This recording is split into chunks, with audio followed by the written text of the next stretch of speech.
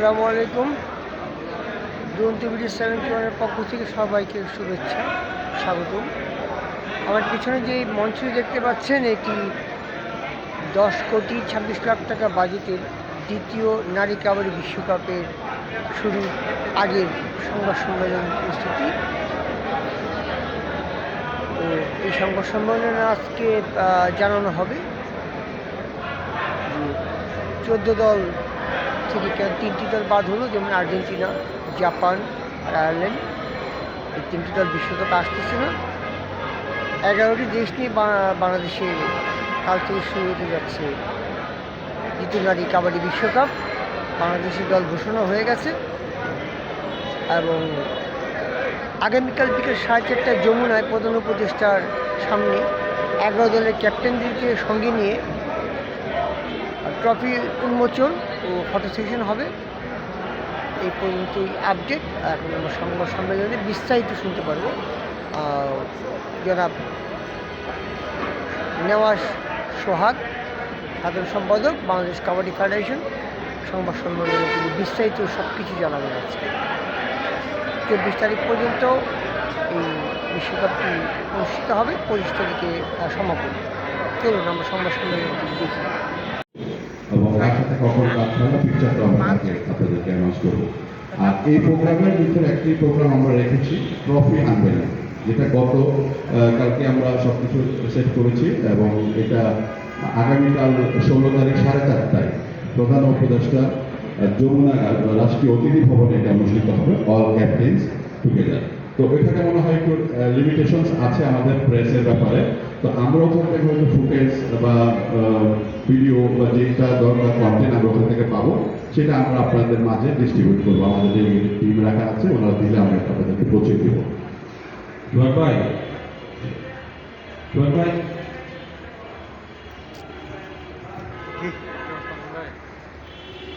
কি প্রশ্ন করতে যাচ্ছি? পরীক্ষার বিষয় শেষ। আচ্ছা, আমরা বাংলাদেশ কাবাডি ফেডারেশন এবং বাংলাদেশ ন্যাশন আমরা হোস্ট করছি আইকেএফ ওয়ার্ল্ড কাপ।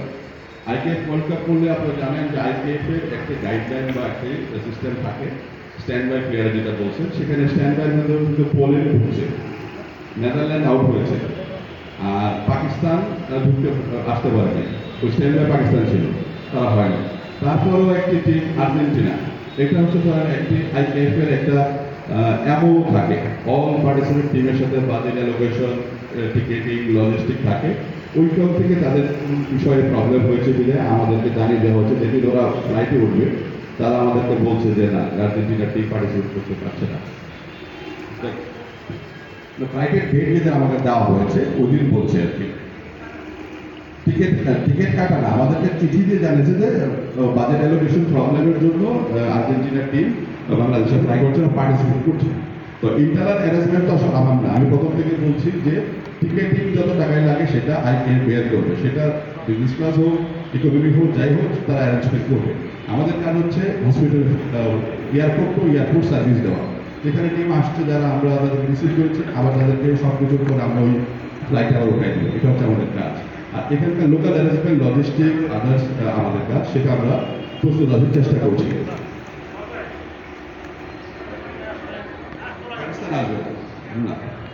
পাকিস্তান টিম নাই, ওরা প্রথম থেকে বলছিল যে আমাদের টিম হবে, বাট ওনাদের যে ডিফেন্স মিনিস্ট্রি বা যেসব অ্যাপ্রুভাল দেয়, তারা দেখছে যে এই টিমের যে বেসিক শুধু পিকনিক খেলার মতো আসলে হবে না। তারা আমাদেরকে এটা জানিয়েছে যে আমরা আসলে এই মুহূর্তে প্রিপারেশন নাই যে টিম নিয়ে বাংলাদেশের ওয়ার্ল্ড কাপ খেলা।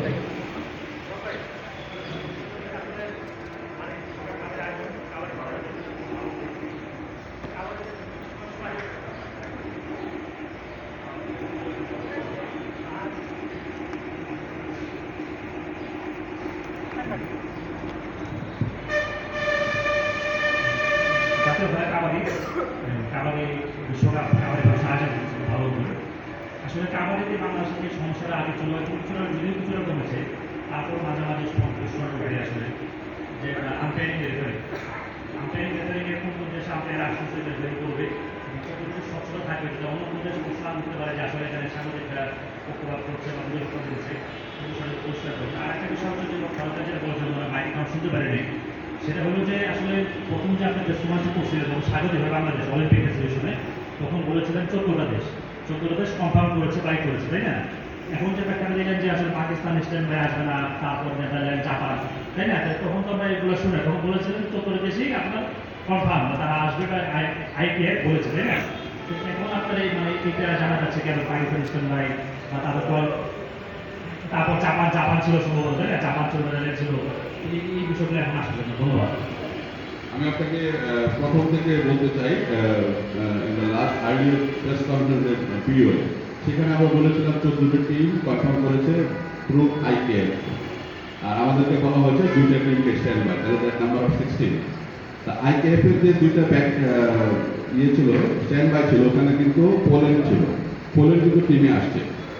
আইপিএফ এর কিছু জুরিডিকশন আছে, কিছু প্ল্যানিং আছে, ওনাদেরকে অফিসিয়ালি আমাদেরকে কনফার্ম করেছে যে তারা 14টা টিম পাঠাবে, সেই লেটার চিঠি পত্র কমিউনিকেশন সব কিছু আমাদের কাছে আছে। যখন একটা পর্যায়ে জাপান এবং কোরিয়া ড্রপ হলো, তখন কিন্তু পাকিস্তান আর চান্স আসলো আপনার পোল্যান্ডে। তো সেখানে পোল্যান্ড ঢুকেছে, পাকিস্তান ঢুকতে পারে নাই, ওনাদের ইন্টারনাল যে আছে, প্ল্যানিং আছে বা আইপিএফ এর যে একটা সিস্টেম আছে, ওই সিস্টেমে ওই টিমটা আসতে পারে নাই। তারপরে আরেকটা টিম ফাইনাল, সেটি হচ্ছে আর্জেন্টিনা। তো আমি এখানে আমরা বাংলাদেশ কাবাডি ফেডারেশন হোস্ট করছি, আমাদের ধরে ডিসাইড বাই আইপিএফ এটাকে থ্রো করে দিয়েছে। তো একটা মডেল এবং গাইডলাইন তারা আমাদেরকে দিয়েছে এবং স্টেট না আমাদের কাছে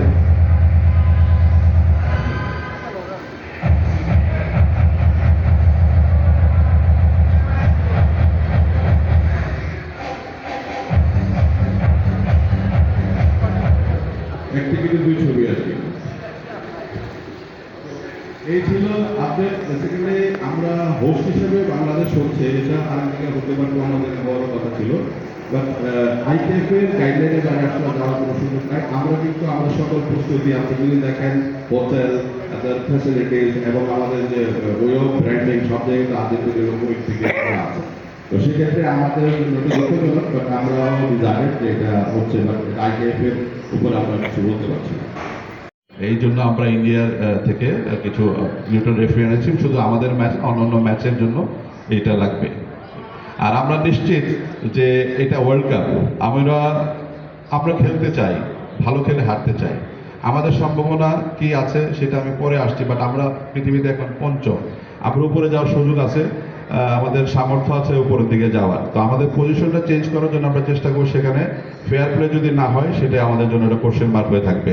তো আমাদের এটা খেয়াল থাকবে। শখ ভাই পেছনে, শখ ভাই, নারী বিশ্বকাপ অনেক বড় আয়োজন, আপনি অবগত আছেন নারীদের নানান বিষয় নিয়ে এখন নিউজ হচ্ছে, তাদের নিজের বিভিন্ন হ্যারাসমেন্টের খবর আসছে, ক্রিকেট বিশ্বকাপে এরকম ঘটনা ঘটেছে, নারী ক্রিকেট বিশ্বকাপে। তো এত বড় আয়োজনে নারীদের নিরাপত্তার বিষয়গুলি নিয়ে আপনাদের ভাবনা আছে কিনা? সারা বাংলাদেশের টিমের কথা বলে, এটার উত্তর একরকম। আর যে 10টি দেশ, 11টি দেশ এখানে আসছে, সবার ব্যাপারে যদি বলেন, আমরা অনেক সতর্ক, যথেষ্ট নিরাপত্তা।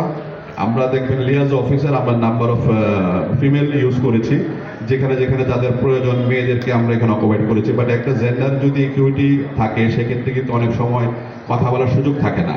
আমি যদি লিয়াজ অফিসার আমার পুরুষ হয়, একটা মেয়ে প্লেয়ারকে কথা বলতে কিন্তু তাকে সংকোচ বা বলতে পারে না, সেক্ষেত্রে আমরা প্রত্যেক জায়গাতে মেয়েদেরকে প্রাধান্য দিয়েছি। ফিমেল আমরা সিকিউরিটি বলেন, আমাদের লিয়াজু বলেন, আমাদের যে অফিসিয়াল বলেন, সেখানে আমরা মেয়েদেরকে প্রায়োরিটি দিয়েছি এবং আমার বিশ্বাস যে আমরা সর্বোচ্চ চেষ্টা করব।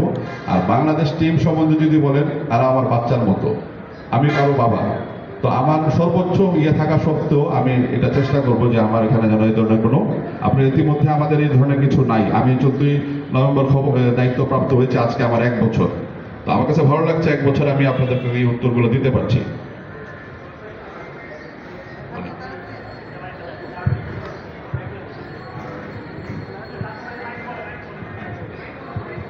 আপনি নারী বিশ্বকাপ নিয়ে কথা বলছেন এবং নানান এই বিষয়ে প্রশ্নের উত্তর দিয়ে যাচ্ছেন। এখানে আপনাদের যে প্রেস রিলিজ, সেখানে আমার কাছে মনে হয়েছে অন্যতম গুরুত্বপূর্ণ পয়েন্ট হলো বাংলাদেশ টিম ঘোষণা, অফিসিয়ালি যেটা। কিন্তু আমরা দেখতে পাচ্ছি যে ডায়াসে আপনাদের কোচ বা ক্যাপ্টেন কেউ নেই। মানে এই টিমটা কী করতে চায়, টিমের পারফরমেন্স বা টিমটি কীভাবে গঠিত হলো, অন্তত পক্ষে একজন কোচ বা একজন প্লেয়ার বা একটা ক্যাপ্টেন আসলে থাকলে আমরা অফিসিয়ালি জানতে পারতাম যে দুদিন পরে যে টুর্নামেন্টটা শুরু হচ্ছে দেশের মাটিতে, যে আসলে আমাদের পসিবিলিটিটা কতটুকু, যে আমরা এখানে আসলে কতটুকু এগোতে পারতাম। আসলে তারা কেন নেই? ধন্যবাদ আপনাকে। আপনি জানেন আমাদের নারী টিম প্র্যাকটিস করছে বিকেএসপিতে, এবং আমাদের আইকেএফের গাইডলাইন অনুযায়ী 15 তারিখ মর্নিংয়ে টিম হোটেলে রিপোর্ট করতে হবে। তো সেক্ষেত্রে আমি এখানে ইন্ডিভিজুয়ালি কাউকে আনতে পারছি না, সেটা আনলে অবশ্যই ভালো হতো। তো আমরা ইতিমধ্যে আমরা একটা চেষ্টা করছি যে আমাদের নারী টিমের একটা ফুটেজ আপনাদেরকে প্রোভাইড করার জন্য, সম্ভাবনা কি দেখছে বা তারা কি ভাবছে। তো কিছু টেকনিক্যাল কারণে হয়তো আমরা এখানে ক্যাপ্টেন অথবা আমাদের কোচকে আমরা প্রেজেন্ট করতে পারছি না।